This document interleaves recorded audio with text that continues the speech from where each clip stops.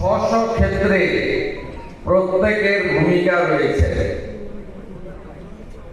পদ্ম পুরস্কার প্রাপ্তগণ রয়েছেন, অন্তর থেকে প্রণাম নেবেন।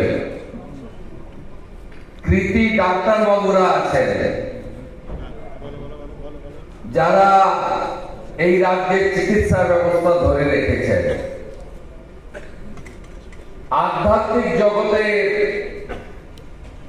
বিশিষ্ট প্রচারকরা রয়েছেন, যারা শ্রী চৈতন্যদেব মহাপ্রভুর এই ভূমিকে জাগ্রত রাখার কাজ করে চলেছেন।